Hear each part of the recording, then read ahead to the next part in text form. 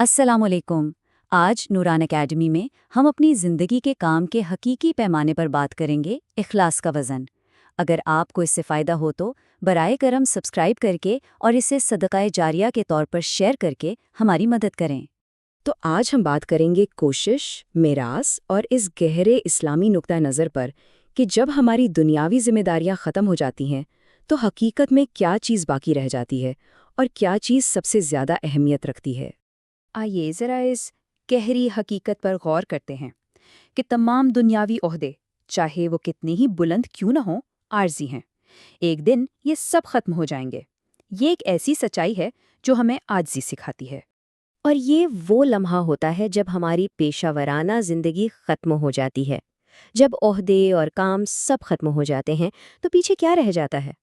دیکھیے، لوگ شاید بھول جائیں لیکن ہماری ہر کوشش، خاص طور پر وہ کوشش جو کسی نے نہیں دیکھی، وہ محفوظ ہے اور ایک دن اسے بولنے کا موقع ضرور ملے گا۔ تو چلیے اب اپنا نقطۂ نظر تھوڑا بدلتے ہیں۔ ہم وقت کی انسانی پیمائش سے ہٹ کر اس الہی پیمانے کی طرف دیکھتے ہیں جہاں اصل قدر وزن اور ذمہ داری کی ہوتی ہے۔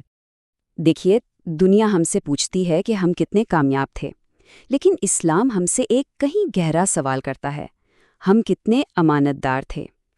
یہاں کامیابی کا اصل معیار امانت یعنی امانت داری ہے۔ اور یہ امانت کا تصور یہ بہت گہرا ہے۔ یہ ہماری روزمرہ کی زندگی کو صرف معمول کے کاموں کے طور پر نہیں، بلکہ اس مقدس امانت کی آزمائشوں کے ایک سلسلے کے طور پر دیکھتا ہے۔ اور یہ امانت ہماری زندگی کے ہر پہلو میں آزمائی جاتی ہے، ہمارے وقت میں، ہماری صلاحیتوں میں، ہمارے اثر و رسوخ میں، اور ہر اس موقع میں جو ہمیں عطا کیا جاتا ہے۔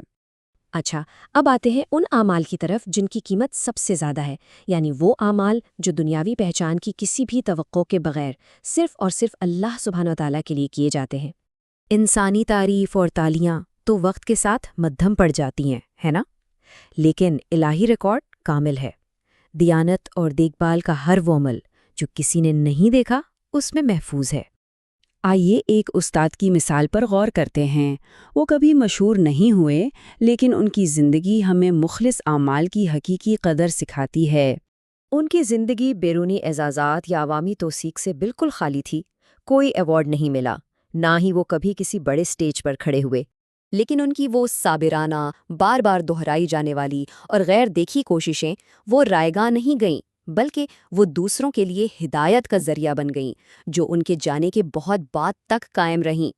اور یہاں پر ہمیں شہرت اور حقیقی میراث کے درمیان کا فرق بالکل واضح نظر آتا ہے۔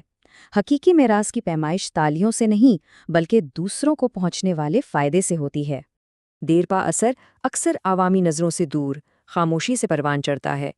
یہ بالکل ان غیر مریضی جڑوں کی طرح ہیں جو ایک مضبوط درخت کو سہارا دیتی ہیں، جو نظر تو نہیں آتی لیکن درخت کی زندگی کا اصل سبب وہی ہوتی ہیں۔ اور یہی قدرتی استعارہ ہمیں آخرت میں روحانی کامیابی کی یاد دلاتا ہے۔ یہ کامیابی غیر مری اخلاص کے پانی سے پروان چڑھتی ہے، اس دن کے لیے جب یہ واقعی سب سے زیادہ اہمیت رکھے گی۔ اور پھر وہ حتمی لمحہ آتا ہے جب ہماری تمام کوششیں دنیاوی بہانوں اور دکھاوے سے پاک ہو کر اللہ کے سامنے پیش کی جائیں گی۔ اس دن خاموش اخلاص کا وزن بلند و بانگ کامیابیوں سے کہیں زیادہ ہوگا۔ یہ اس پورے تجزیے کا مرکزی نقطہ ہے، یعنی مخلص خاموش اعمال کی بے پناہ قدر، ان کارناموں کے مقابلے میں جو منائے تو جاتے ہیں لیکن اندر سے کھوکھلے ہوتے ہیں۔ یہ ایک گہرا اور ذاتی سوال ہے جو ہم سب کو خود سے پوچھنا چاہیے۔ اگر آج ہماری کوششوں کا فیصلہ ہو تو کیا وہ ہمارے حق میں گواہی دیں گی؟ لہٰذا ہمیں ایسی کوشش کرنی چاہیے جو ہماری زندگی کے ساتھ ہی ختم نہ ہو جائے۔ ہمیں ایسے کام کرنے چاہیے جن کا فائدہ اور اجر ہماری زندگی سے آگے تک پھیلے۔ یاد رکھیں، سب سے بڑی کامیابی یہ نہیں کہ لوگ آپ کو یاد رکھیں، بلکہ یہ ہے کہ آپ کو اس وقت اجر ملے جب کسی کو آپ کا نام تک یاد نہ ہو۔ یہی کامیابی کی حقیقی روحانی تعریف ہے۔ پیشکش اور تخلیق، نوران اسٹوڈیو۔